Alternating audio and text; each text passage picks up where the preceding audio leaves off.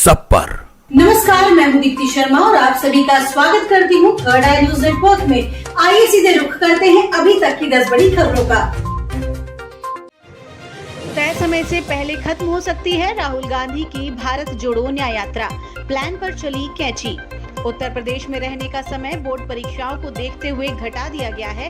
अब ये यात्रा 11 दिनों के बजाय 6 दिन ही उत्तर प्रदेश में रहेगी।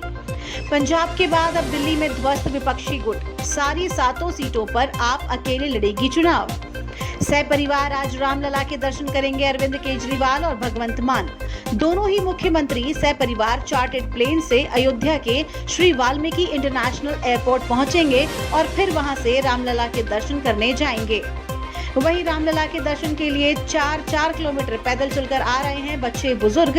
तीर्थ क्षेत्र पुरम बड़ी संख्या में भक्तों से पटा। पाकिस्तान इलेक्शन कमीशन ने जारी किए फाइनल रिजल्ट। नवाज शरीफ को PMLN ने कुल मिलाकर 73 सीटें जीती हैं और वो देश की संसद में सबसे बड़ी पार्टी बन गई है। इमरान खान के सांसद चूंकि निर्दलीय खड़े हुए थे, इसलिए उनकी पार्टी को सबसे बड़ी पार्टी नहीं कहा जा सकता है।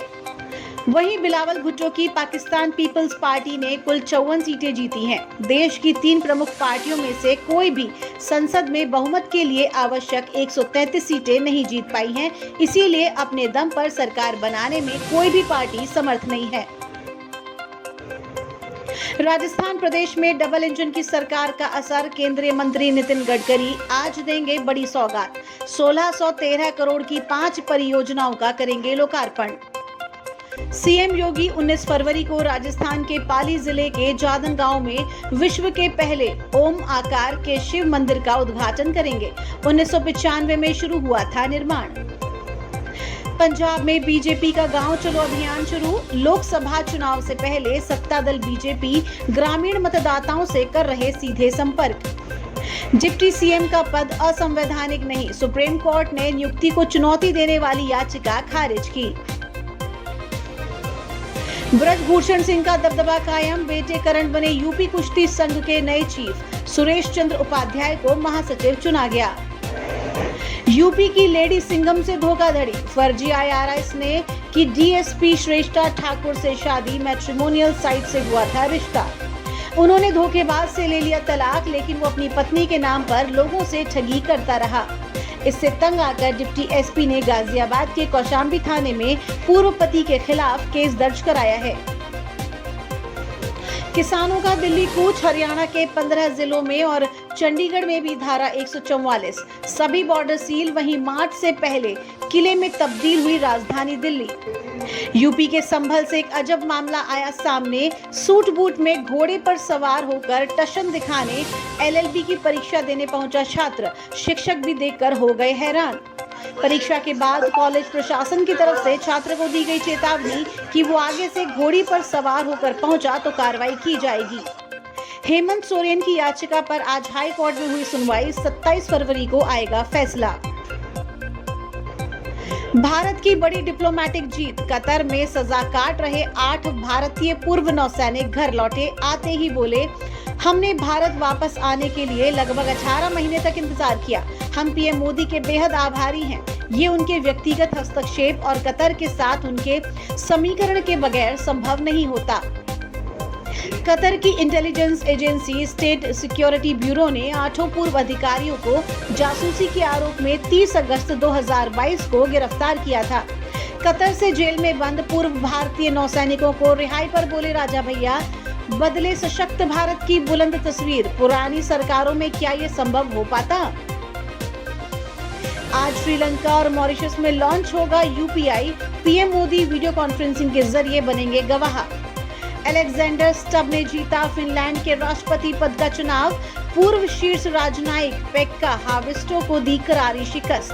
भारतीयों के लिए पहली पसंद बना अमेरिका। 2023 में 59,000 से अधिक लोगों को मिली नागरिकता।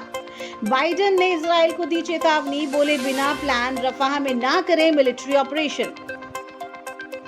पेटीएम पेमेंट सर्विसेज पर सरकार का शिकंजा। चीन से रिश्तों पर शुरू हुई जांच। ब्रिटेन के पहले कैंसर मरीज को दी गई विश्व की पहली वैक्सीन mRNA 4359। मोदी सरकार आज से 500 रुपए की छूट के साथ दे रही सोना खरीदने का मौका। इस सोने की खासियत ये है कि ना तो इसे चोर चुरा सकता है और ना ही कोई ज्वेलर्स इसमें कोई कटौती कर सकता है। जम्मू कश्मीर में सुरक्षा संबंधी गतिविधियों के लिए 1200 करोड़ रुपए से अधिक धनराशि आवंटित। उपराज्यपाल मनोज सिन्हा ने कहा कि अगले वित्त वर्ष में घुसपैठ रोधी ग्रिड को मजबूत करने के लिए 42 नई सीमा पुलिस चौकियों के निर्माण समेत सुरक्षा संबंधी गतिविधियों के लिए धनराशि आवंटित की गई है। अब इन्फ्लुएंसरों को मिलेगा नेशनल क्रिएटर्स अवार्ड। सरकार ने की घोषणा। पीएम मोदी बोले, ये लोगों के लिए एक और बड़ा मौका। इलेक्ट्रॉनिक्स और आईटी मंत्रालय ने कहा, इसका उद्देश्य उन आवाजों और प्रतिभाओं को उजागर करना है जो भारत के विकास और सांस्कृतिक विरासत को आकार दे रहे हैं। केन्या के मैराथन धारक केल्विन किप्टम की सड़क हादसे में हुई मौत। महज 24 साल की उम्र में बनाए थे कई विश्व रिकॉर्ड। जया बच्चन के कोटे से 5वीं बार जाएंगी राज्यसभा। आज या कल में भर सकती हैं सपा से पर्चा। भाजपा के उम्मीदवार बसंत पंचमी को करेंगे नामांकन। बॉलीवुड के मशहूर सिंगर उदित नारायण के बेटे आदित्य नारायण ने लाइव कॉन्सर्ट में फैन को पहले मारा, फिर गुस्से में फोन छीनकर फेंका।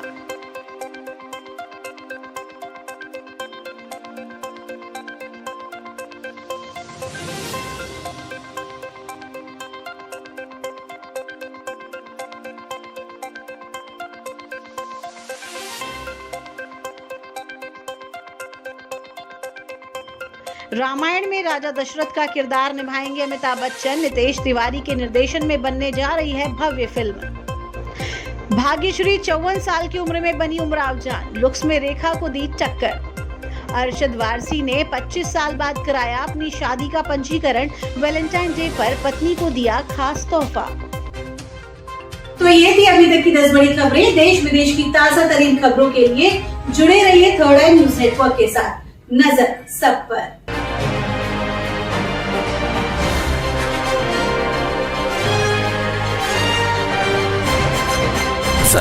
सब पर।